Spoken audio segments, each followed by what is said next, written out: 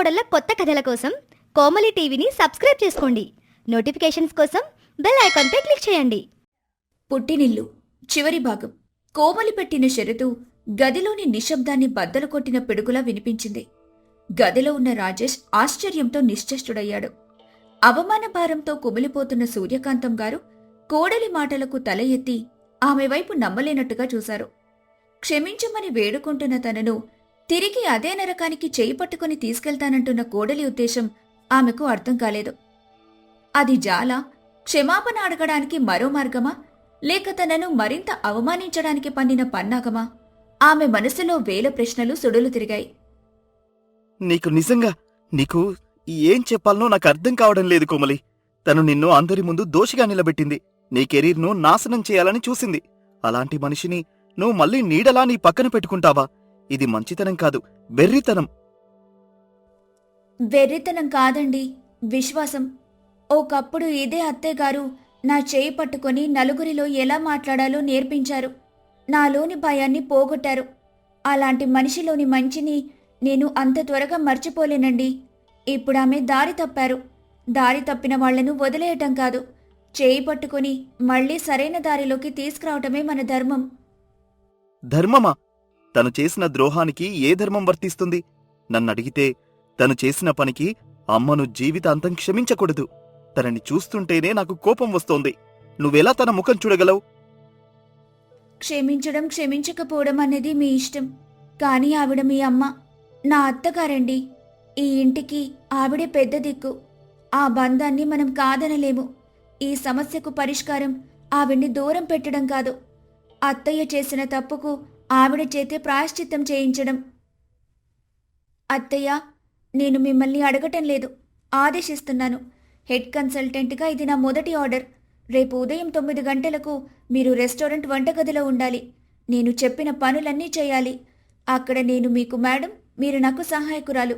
ఈ షరతు ఒప్పుకుంటేనే నేను ఆ ఉద్యోగంలో చేరుతాను. లేదంటే రేపే మనం ముగ్గురం కలిసి ఊరికి తిరిగి వెళ్ళిపోదాం. ఇక నిర్ణయం మీదే అత్తయ్యా. కోమలి మాటల్లోని కఠినత్వానికి, అదే సమయంలో తనపై ఆమెకున్న నమ్మకానికి సూర్యకాంతం నిశ్శబ్దంగా రోదించింది. తన కోడలు తనను శిక్షిస్తోందని, కాని అదే సమయంలో తనను వదిలిపెట్టడం లేదన్న సత్యం ఆమెకు నెమ్మదిగా అర్థమైంది. అవమానంతో తలదించుకుని బతకడం కంటే ఈ అగ్ని పరీక్షలో నిలబడి తన తప్పును తానే సరిదిద్దుకోవటం మేలని ఆమెకు అనిపించింది. వస్తాను. ఆ ఒక్క మాటతో రాజేష్ కోపంగా గది నుండి బయటకు వెళ్ళిపోయాడు. కోమలి ఒక లోతైన నిట్టూర్పు విడిచి అత్తగారి గది తలుపు మూసి బయటకొచ్చింది. ఆ రాత్రి ఆ ఇంట్లో ఎవ్వరూ నిద్రపోలేదు. కోమలి చెప్పినట్టే సూర్యకాంతం ఉదయం 9 గంటలకే వంటగదిలో ఒక మూలన నిలబడి ఉంది. ఆమెనక్కడ చూసిన సిబ్బంది గుసగుసలాడుకోవటం మొదలుపెట్టారు. ఒకప్పుడు తమను ఆదేశించిన యజమానురాలు ఇప్పుడు ఒక సాధారణ ఉద్యోగిలా నిలబడి ఉండటం వారికి వింతగా అనిపించింది. కొద్దిసేపటికి కోమలి హెడ్ కన్సల్టెంట్గా వంటగదిలోకి అడుగుపెట్టింది. అందరికీ నమస్కారం.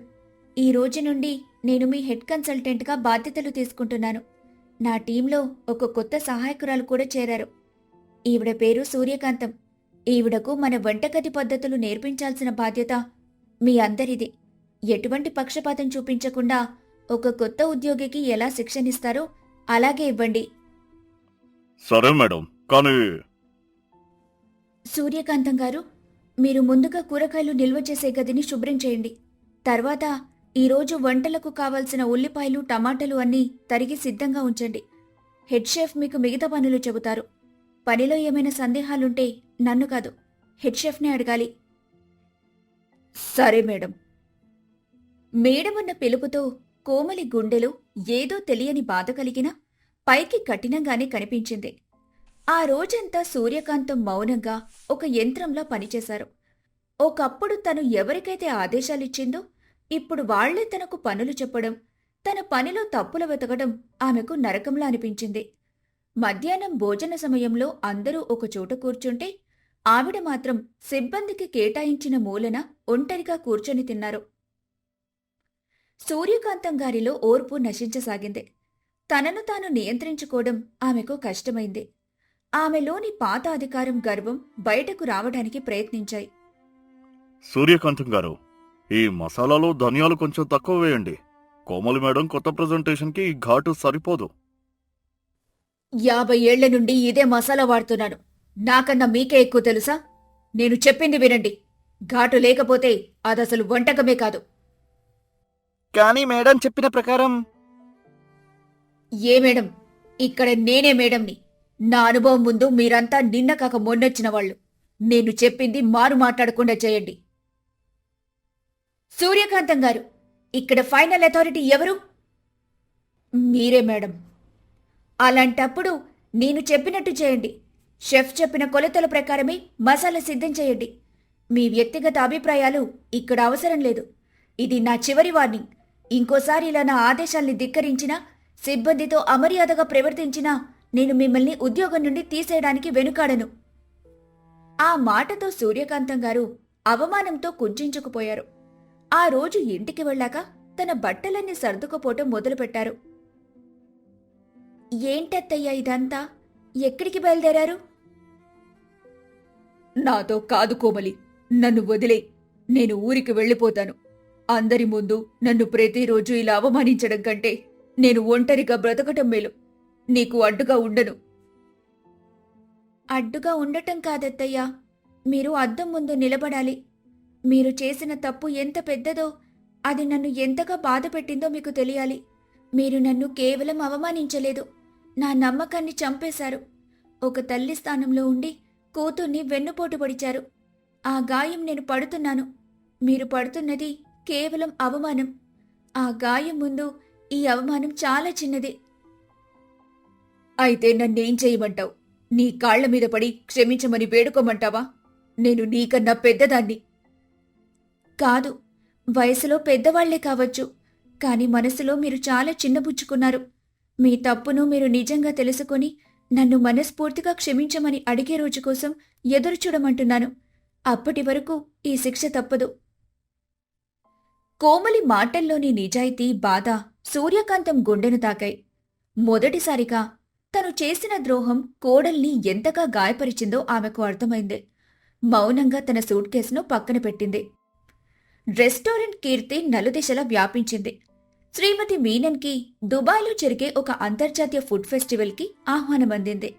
భారతదేశం తరపున సంప్రదాయ వంటకాలను ప్రదర్శించే అవకాశం వారికి దక్కింది. ఈ బాధ్యతను శ్రీమతి మీనన్ కోమలికి అప్పగించారు. కోమలి గారు, ఇది మన రెస్టారెంట్కే కాదు, మన దేశానికి కూడా గర్వకారణం. మీరు ఒంటరిగా వెళ్ళగలరా, లేక మీకు సహాయంగా హెడ్ షెఫ్ను పంపమంటారా? ఒక్క నిమిషం మేడం. అత్తయ్య, నేను దుబాయ్ వెళ్తున్నాను. అక్కడ మన వంటకాలను ప్రదర్శించాలి. కానీ అక్కడ నేను వండబోయే వంటకం మీరు నాకు నేర్పింది. మీ అమ్మమ్మ గారి కాలం నాటి రాజభోగం కూర. దాని రహస్యం మీకు మాత్రమే తెలుసు. మీరు నాతో పాటు వస్తారా? నన్నా, అంత పెద్ద వేదిక మీదగా? నేను వద్దమ్మా. నేను నీ పక్కనుంటే నీకే అవమానం. నేను చేసిన పనికి నన్ను ఎవరూ గౌరవించరు. అవమానం కాదత్తయ్యా, గౌరవం. నా గురువు నా పక్కనుంటేనే నాకు ధైర్యం. ఇది నేను మిమ్మల్ని అడగటం లేదు. నా విజయానికి మీరే పునాది అని ప్రపంచానికి చెప్పాలనుకుంటున్నాను. వస్తారా? మీరు రాకపోతే ఈ అవకాశాన్ని నేను వదిలేసుకుంటాను. కోడలు తన మీదుంచిన నమ్మకానికి సూర్యకాంతం గారి కళ్ళు చెమ్మగిల్లాయి. తనకి ఇంత పెద్ద గౌరవాన్నిస్తోందని ఆమె నమ్మలేకపోయింది. మౌనంగా సరేనని తలూపింది. ఇక దుబాయ్లో ఫుడ్ ఫెస్టివల్ వేదిక అది. వేలాది మంది ముందు అత్తాకోడళ్ళిద్దరూ కలిసి రాజభోగం కూరను వండారు. కోమలి దాని గురించి వివరిస్తుంటే సూర్యకాంతం గారు తన అనుభవంతో దానికి ప్రాణం పోశారు. వారిద్దరి మధ్య ఉన్న సమన్వయం అందరినీ ఆకట్టుకుంది. ఆ వంటకానికి మొదటి బహుమతి లభించింది. బహుమతిని స్వీకరించడానికి ఇద్దరూ కలిసి వేదిక మీదకు వెళ్లారు. అందరికీ నమస్కారం. ఈరోజు ఈ విజయం నాది కాదు. ఇది పూర్తిగా నా కోడలు కోమలిదే. నేను దారి తప్పినప్పుడు నా చేయి పట్టుకుని నన్ను సరైన దారిలోకి తీసుకొచ్చిన నా కూతురిది. తను నాకు కేవలం వంటగదిలోనే కాదు, జీవితంలో కూడా గురువు. ఈ ప్రపంచం ముందు నా కోడలి కాళ్లకు నమస్కరించి నేను క్షమించమని అడుక్కుంటున్నాను. నన్ను క్షమించమ్మా. సూర్యకాంతం గారు అందరి ముందు కోమలి కాళ్ల మీద పడబోతుంటే కోమలి ఆమెనాపి గట్టిగా కౌగిలించుకుంది. అయ్యో అత్తయ్య, ఏంటి పని? మీరు నా తల్లిలాగా. తల్లి స్థానం ఎప్పుడు కాళ్ల దగ్గర కాదు, గుండెల్లో ఉంటుంది. మీరు మీ తప్పు తెలుసుకున్నారత్తయ్య. నాకదే చాలు. ఇక నాకేమొద్దు. వేదిక మీద అత్తాకోడళ్ళిద్దరూ కన్నీళ్లతో కౌగిలించుకున్న దృశ్యం చూసి అక్కడున్న వాళ్ళందరూ చప్పట్లతో వాళ్ళని అభినందించారు. ఆ క్షణం వారి మధ్య ఉన్న అన్ని అపార్థాలు, అగాధాలు తొలగిపోయాయి. స్వచ్ఛమైన ప్రేమ మాత్రమే మిగిలింది. కొన్ని రోజుల తర్వాత రాజేష్, కోమలి, సూర్యకాంతం మరియు పల్లెటూరి నుండి వచ్చిన రామారావు గారందరూ బాల్కనీలో కూర్చొని సముద్రాన్ని చూస్తూ కాఫీ తాగుతున్నారు. నిన్ను కోమలిని ఇలా కలిసి చూస్తుంటే నాకు స్వర్గంలో ఉన్నట్టుంది సూర్యకాంతం. మీరు సాధించిన విజయం చూస్తుంటే నా కడుపు నిండిపోయింది. అవునండి, ఈ స్వర్గాన్ని నాకు చూపించింది నా కోడలే. తను నా కళ్ళు తెరిపించింది. అసూయ, అహం మనిషిని ఎంత పతనం చేస్తాయో నాకు అర్థమయ్యేలా చేసిందండి. క్షమించమ్మా, ఆ రోజు నిన్ను అపార్థం చేసుకుని కఠినంగా మాట్లాడాను. కాని కోమలి నీ మీద ఉంచిన నమ్మకాన్ని చూసి నేను కూడా మారాను. లేదురా, ఆ రోజు నువ్వలా మాట్లాడబట్టే నా కళ్ళు తెరుచుకున్నాయి. నా కొడుకు నా నుండి దూరమవుతున్నాడనే భయం నన్ను గుడ్డిదాన్ని చేసేసింది. ఇప్పుడు నాకు అర్థమైంది, ప్రేమంటే బంధించడం కాదు, స్వేచ్ఛనివ్వడమని. అత్తయ్య, శ్రీమతి మీనన్ మనిద్దరిని రెస్టారెంట్కి పార్ట్నర్స్గా చేరమంటున్నారు. సూర్య కోమలి కిచెన్స్ పేరుతో ఒక కొత్త బ్రాండ్ని మొదలు పెడదామంటున్నారు. మీరేమంటారు? నాకే పేరు వద్దమ్మా. ఆ రెస్టారెంట్కి నువ్వే యజమానివి. నేను నీ వెనక నీకు తోడుగా, నీడగా ఉంటాను అంతే. నా కోడలు ఎదుగుతుంటే చూస్తూ ఆనందించడమే నాకు నిజమైన పుట్టిల్లు. అదేంటమ్మా, మీరిద్దరూ పార్ట్నర్స్. సూర్య కోమలి కిచెన్స్ పేరు చాలా బాగుంది. ఒక తరం అనుభవం, మరో తరం ఆలోచన కలిస్తే అద్భుతాలు చేయొచ్చు. మీరిద్దరూ కలిసి పనిచేయాల్సిందే. సరేరా, నువ్వు చెప్పాక కాదంటానా? ఏమంటావు పార్ట్నర్? తప్పకుండా పార్ట్నర్. సూర్యాస్తమయ కిరణాలు వారి ముఖాలపై పడుతుండగా ఆ కుటుంబం ఆనందంగా నవ్వుకుంది. అత్తగారి అహం, అసూయలు అనురాగంగా మారాయి. కోడలి ఓర్పు, ప్రేమ వారి కుటుంబాన్ని మళ్లీ ఒక్కటి చేశాయి. విజయం వారిని విడదీయలేదు, వారి బంధాన్ని మరింతగా బలపరిచింది. పుట్టిల్లంటే కేవలం పుట్టిన ఊరు కాదు. మనల్ని ప్రేమించే, మన ఎదుగుదలను కోరుకునే మనుషులు ఎక్కడుంటే అదే అసలైన పుట్టిల్లని ఆ కుటుంబం నిరూపించింది.